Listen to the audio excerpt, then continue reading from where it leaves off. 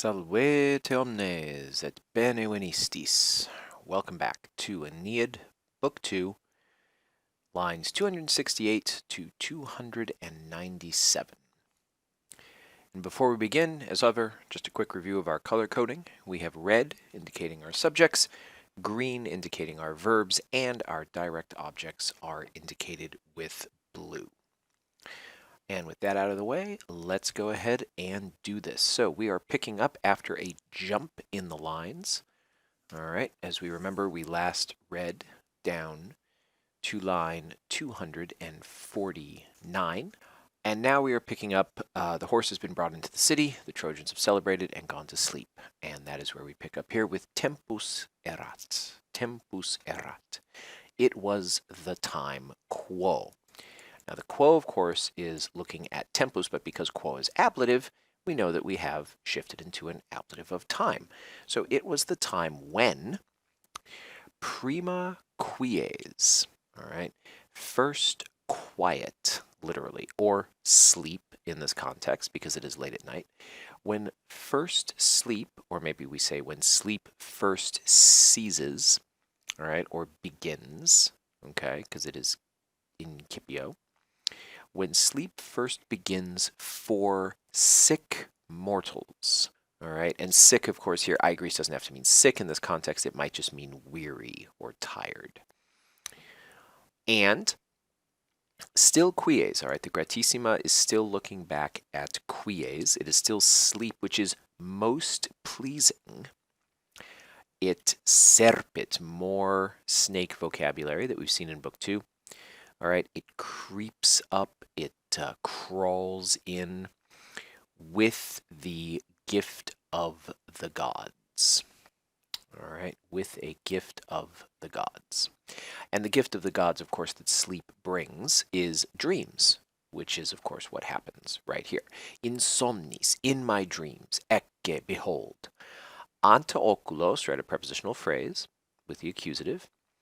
Maestissimus Hector, the superlative, most sad, okay, most mournful, most gloomy Hector, visus ad esse. Now, visus, of course, is going with Hector, and visus is actually the verb. There's an S missing. And this is very important whenever we're doing dreams. It's not that something actually happened, but it is rather that something seemed to happen, and thus we get these infinitives to flesh out the meaning of visus est. So before my eyes in my dream, most gloomy Hector seemed to be present for me. Okay, seemed to be in my presence, and seemed to pour forth literally large tears, but in context we might mean great quantities of tears. All right, still accusative plural. Still talking about Hector. Raptatus bigis ut quondam. So we might want to start here with ut quondam, as once. So this is describing how Hector looks, right? How he appears. He appears as he once did, all right, having been snatched up by the two-horse chariot. All right, so we're referring, of course, to what happened to Hector after his demise at the hands of Achilles and the mistreatment that he received from Achilles in the Iliad, snatched up by the two-horse chariot, okay, and black with bloody, we have to take cruento down here to pulvere to finish it up, all right? So he is black with bloody dust. This is the third thing. Pierced, we would say, okay, having been pierced through his feet, which are swollen. Okay, the two mentis right here, this present active participle, is going with pedes. All right, it is accusative plural. So pierced through his swollen feet with, we would say, a thong, or thongs, because it is technically plural. However, you'll notice here that Laura has been indicated as the direct object, and it is in fact the direct object of trajectus, which your note explains. Once again, as we've seen frequently in Book 2, Virgil is using trajectus here, this perfect passive participle in Latin, as if it were a Greek middle voice. Okay, so that makes Laura yet another Greek accusative. So we might say, we might want to say something like pierced with respect to thongs through his swollen feet, but, pierced by thongs, pierced with thongs. But that does not make Laura ablative. Laura is, in fact, a neuter plural accusative, so watch out. All right, continuing on. A mihi. Now, this is just an exclamation. All right. Technically, the note says that mihi is a dative of reference or interest. It's you can take it either way, but we read this a mihi as an exclamation. Oh, like oh me or oh to me. Oh to me. How he was. All right, and this qualis erat is the lead up to quantum mutatus, literally how much changed. All right, so this is just how he looked, how he was, how much changed he was. Right, from that Hector, who obviously the qui goes with Hectore here as its antecedent, who returned bearing the spoils or rewards or booty of Achilles. And this is referring to the time when Hector killed Patroclus and as a result was able to make off with the armor of Achilles, thus giving Achilles an opportunity to get a whole new set of armor forged by Hephaestus himself. As we see here, exuvias has been indicated as the object. It is not the object of redit, okay, because redit does not take objects. It simply means to go back. It is instead the object of indutus, which, again, just twice in 3 lines, is another Greek accusative. Okay, indutus here, this perfect passive-looking participle, is being used by Virgil one more time as a Greek middle voice. So Hector was cloaked in or wearing the spoils of Achilles. Or, right, how much different he was from that Hector who had thrown. Now, Iaculatus here is a deponent, so this actually is no Greek accusatives here. This is actually just a standard Latin deponent, Iaculor. The est, of course, is missing. So, who threw Phrygian fire upon, all right, pupibus, a dative of direction, we might say, your note suggests, or reference, right? Who threw Phrygian fire upon the ships of the Greeks. All right, so we can see the pupibus is going with Danaum and Phrygios with Ignis, right, giving us kind of an interlocked line here. All right, and this, of course, is referring to the famous scene in the Iliad where the Trojans break through the Greek fortifications and actually start burning their ships. All right, one of Hector's glorious moments. Okay, so let's look at what he actually looks like now. All right, and all of this, as we see, all these objects are triggered off of the participle gerens, and then we don't actually get a verb until acepit. All right, if anything, what we might understand this gerens as is back here with qualis erat, how he was, right? What sort of person he was bearing, okay? But that's not actually how, we have the punctuation here indicating that this is the end of a sentence, but continuing on. So he was bearing a squalentem barbem, all right? So the present active participle here, all right? Literally, squaleo means to be rough or filthy, so we would just say a filthy beard. And hair that was stiff with blood, and those wounds. Now, the illa here is here to point ahead, in a way, to the quai. All right? Bearing wounds, the very wounds which, okay, so that's what the illa is doing there. Bearing the wounds which, plurima is going with the which, which, many of which, right? So this whole line is we almost want to make the plurima go with vulnera, right? That makes more sense as we translate. And then the illa goes with the quai in a way, all right? So we might want to say he was bearing many wounds, the wounds which, right? That makes more sense to us in English. But it's not the way that the Latin does it. Bearing wounds, those wounds, the ones which, many, right? Many wounds, which he received, circum, muros, patrios, right? So the circum here is a preposition, not going with plurima, even though it is an accusative right after the preposition. No. Kirkham is going with muros patrios, which he received around the walls of his city, around his fatherland's walls.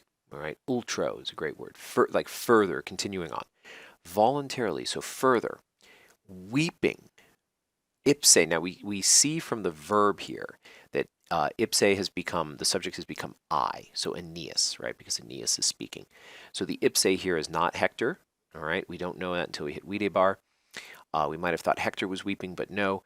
I myself seemed, because we are still in a dream, I seemed to compellare the virum. I seemed to address the man. This is Hector. And I seemed to bring forth sad voices. So I spoke sad words. O lux dardanidae, spesso fidissima teucrum. So we see here, despite the words which appear to be nominative, we tell from the O's, these are actually vocative. All right. So he is addressing Hector as the light of Troy.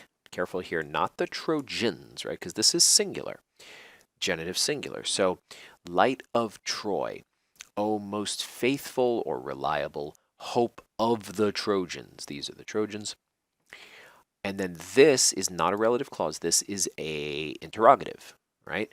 So what such delays have kept you, right? Literally have held you, but in context, right? What's kept you? Why have you been away so long? Second question, not a relative. Again, an interrogative going with oris this time. Okay, so literally from what shores, and Hector here is still the vocative. And the way that you can tell that is by this participle right here, expectate, which is not expectatus, right? It's expectate. And we remember that in the second declension vocative, the us becomes e. So it's through this participle we know that Hector is the vocative, and then of course that is confirmed by the second person singular verb. So we might say, "Oh, Hector longed for or looked for Hector. From what shores have you come?" Or are you coming, technically, because Aeneas is present.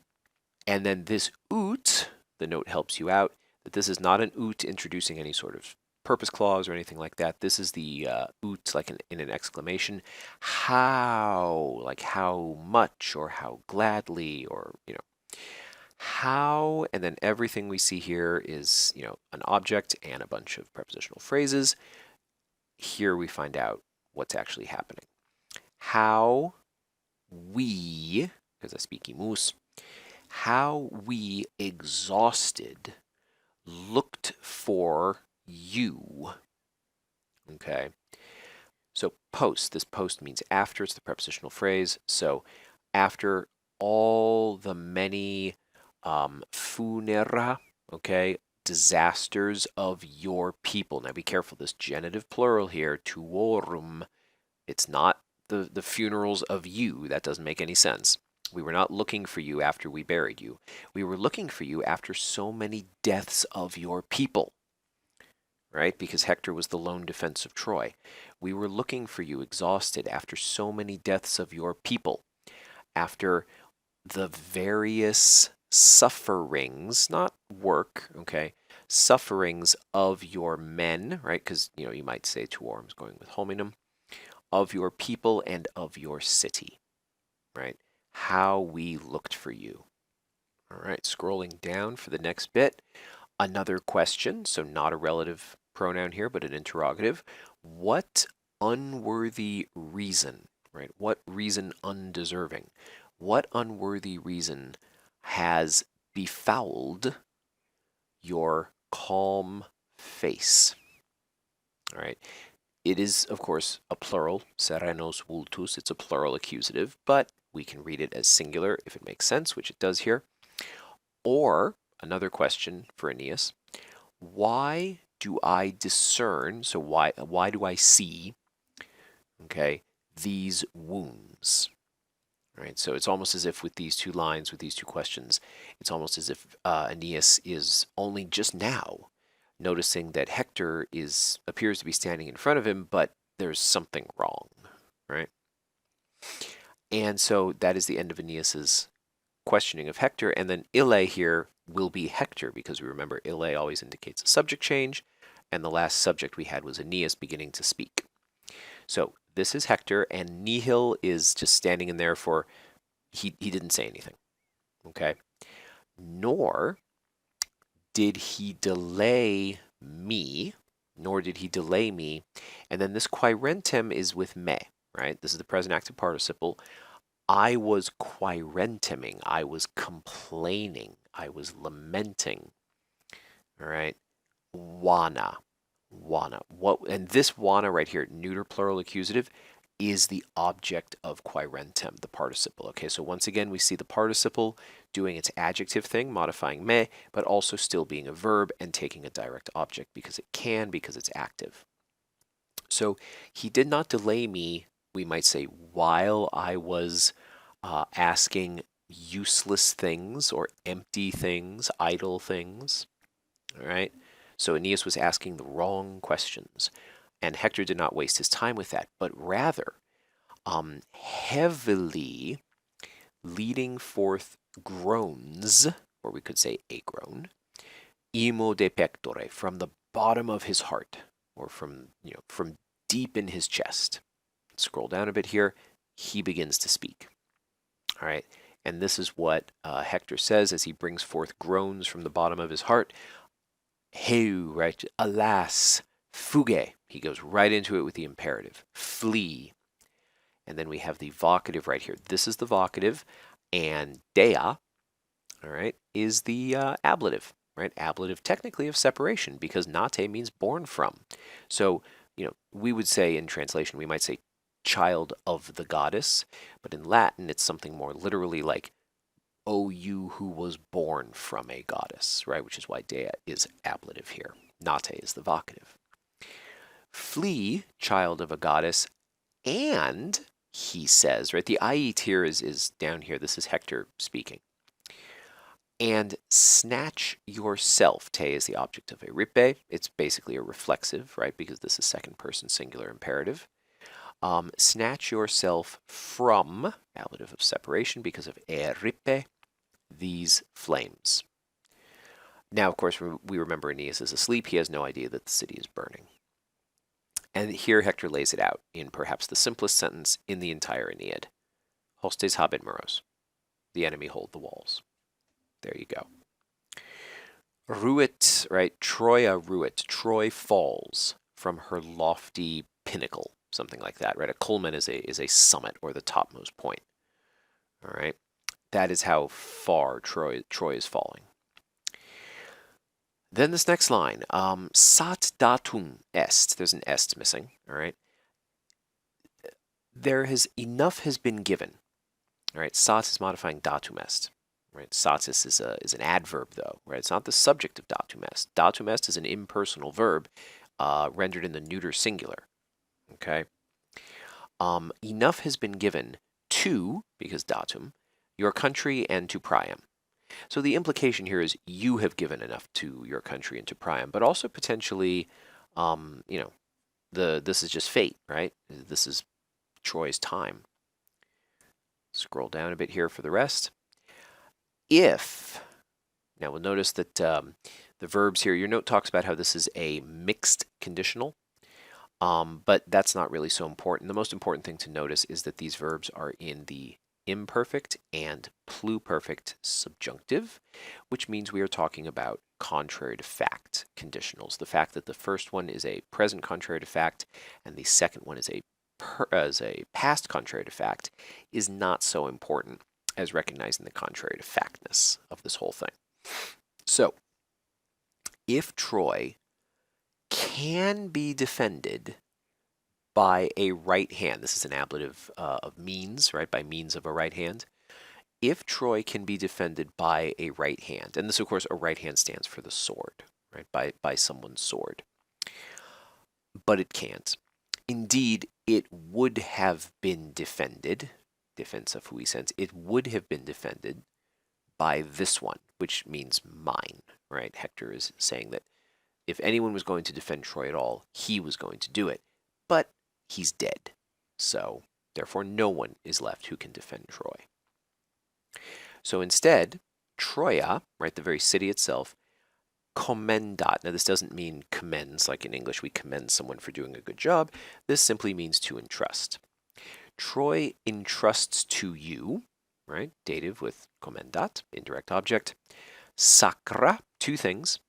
So her sacred neuter plural things, right? And the note suggests items or objects used in rituals, statues, etc., but it's not important. Troy commends to you her sacred objects and her gods, right? You can say penates or household gods, but it stands in for gods. Take them, right? Another imperative, hos cape. Take them as, now this hos actually goes with comites. This comites should be blue, but oh well, everybody gets one, right? This is going with host. Take them, we would say, as allies of fate. All right, so they will be your comrades in your fate, but of your fate, right? Comrades of your fate. Okay, his is still the sacra and the penates, all right, but now it's shifted into the dative case, all right, because of quaere. Seek for them, right? Walls. Great walls. The magna goes with moinia. And then similar to the issue we had up above with the vulnera, where we had that line where we had vulnera ille quae plurima, we had to deal with that. We have something similar going on down here with the quae. So after the magna moinia, we want to jump straight to the quae. So seek for them great walls which, and then everything else from per erato to ponto belongs in this relative clause, all right, even though the quae is delayed. Seek for them great walls which you will build, an actual future tense here, which you will build, okay, finally, denique, ponto per erato. Ponto per erato is an ablative absolute, all right, so in the context of denique and with the future statues, right, seek for them great walls which you will build finally after, makes the most sense, the ocean has been thoroughly wandered, right? Not just wandered, erato, but thoroughly wandered. That's what per can do to a verb when you attach it to the front. Okay, and then we come to the very end. That was the end of Hector's speech. Sic ait, thus he spoke. Et, and then we notice a whole bunch of objects with effert, right? Still Hector. Hector brings forth in his hands, okay, with his hands, in his hands, the bands. These are the headbands. Remember, Laocoon was wearing these when he was murdered by the snakes. So the garlands are headbands of the priests, and powerful Vesta. And of course, we know that Vesta stands for the eternal fire of the city, okay, the goddess of the hearth. And then just to make it clear here, we also have the aeternum ignem, right? The sacred fire. All right, so it's not just any fire, it's not just any powerful Vesta that he's bringing forth. He's bringing forth the sacred fire from, because effert, so therefore we get the ablative of separation, from the innermost sanctuaries, right? The innermost sanctuaries. So penetralibus means innermost, and adutis means inner shrine. So the innermost inner shrines, right? The very heart of the temple. He brings forth these things. So in his dream, Hector brings Aeneas these things and tells him to take them with him as his allies as he searches for a new city for them. All right. And that is the end of lines 268 to 297. In our next video, we will be doing another jump and picking up at line 559. So, maximas gratias and valete.